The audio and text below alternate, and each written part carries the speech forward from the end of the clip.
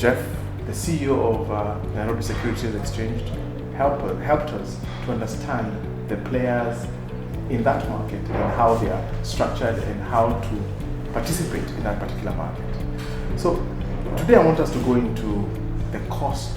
How much does it cost to trade in the derivatives market? Jeff. So the other key value or the benefit of this particular product is the fact that it's a very cost-effective product. Yes. Now, for you to trade a contract, the total cost that you pay, and this includes the costs to the clearing members, to the clearing house, to the trading member, to the clearing member, to the authority, to the investor protection fund. The total cost for, say, our single stock like Safaricom contract is 0.17%. 0.17%. Wow.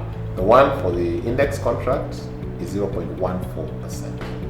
Compared to the stock, so if you buy a share today, the total cost to an investor is about 2.1%.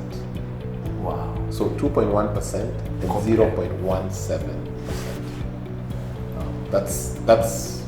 That's huge. That's huge. This is huge. What you're basically saying is that there is no incentive to do trading in the spot market. Well, if there is a derivatives market. Are you saying that? Over and above, so if you, there's always an incentive to buy stocks. Yes. Because other than the values that you get on capital gains, there are also dividends that you get, there are all the other benefits. Yes. Then there's a cost to it. Yes. But the derivative contract then gives people who cannot afford to pay that level of cost to then go into the similar asset, but using a lower and a cheaper entry price. I see. Correct. So the people who are buying in the spot market, they have an incentive of ownership. Ownership of the real ownership of the real underlying asset. You got it.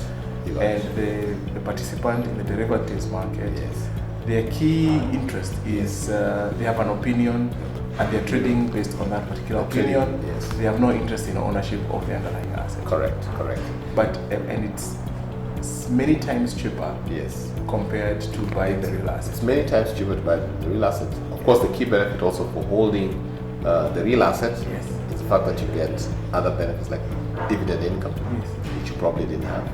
Of course, then the bonuses, for instance, if are declared on those shares, they become to you. So those are the other. But those might also still reflect on the underlying price, which means they can translate to the derivatives trader. Correct. So I would say there's a trade-off. There's no overriding benefit, but there's a trade-off. So one is interested in just the economic benefits, and the other one is interested in not just economic benefits, but the ownership, the real ownership of the asset. They can sit on the board, and they can say, "I'm the owner of this company, of the share."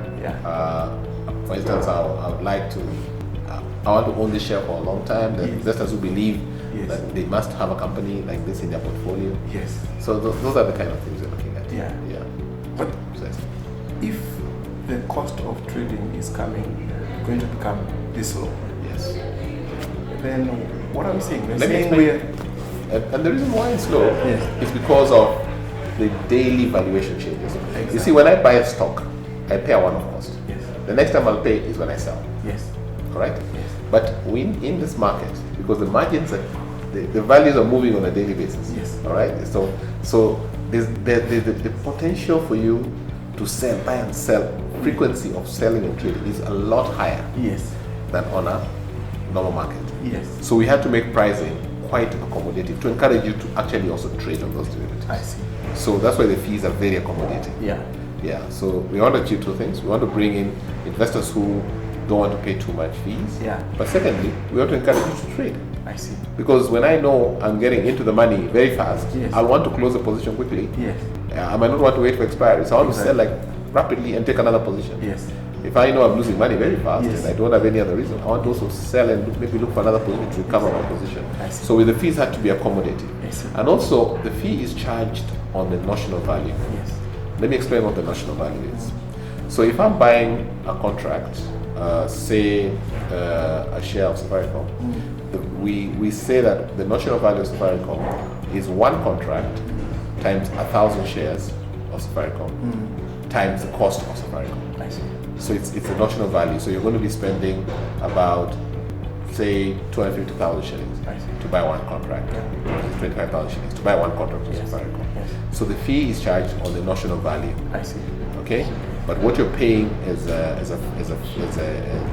margin is a percentage of that notional value. The notional value. So you can imagine with a huge notional value. Yes. If I'm to charge the normal rate I'm charging on the spot market, if it comes up, you can't afford it. Yeah. So it has to be also very correlated to that. It has to be accommodating to stuff like that. Let's give an example. For example, I want the economic benefits equivalent to 1 million shares of Safaricom. Yes. So that would translate to like what notional value? So a million. So you'll have to buy. You take if you want to buy 1 million shares of Safaricom. Yes. That's 1 million times say 25. 25. So you spend 25 million shares. 25 million. So the total value of the notional value will be a mirror of the total cost you pay. Yes. So I'll buy, say, 1,000 contracts. Yes. Times a contract. Worth 1,000. Say 1,000 units of Safaricom. Yeah. Times the cost of Safaricom, which is 25,000. Yes. Times the number of contracts to give me an equivalent ownership of 1 million of shares. 1 million shares. Of 1 million shares. Correct. I see. Yes. So the fee then is charged on that. So what I hear Yes. with the introduction of derivatives exchange, we can trade much more frequently at much less cost. Correct. And that means the daily turnover of the stock market is likely to go up a couple of times. Yes. And that is good for the market. That is very good for the market because the investors want to come to a market that has got a lot of activity. Yes. They don't want a dull market. Yes. Because when a market has activity, it means that I can buy and sell when I want. Yes.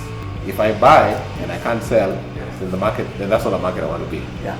Because there's some investors who want to actually have liquidity in those markets. Yes. So that's what derivatives will do. I see. It will accelerate the trading frequency I see. in the market. Fantastic. So there you go. Derivatives is gonna excite the market.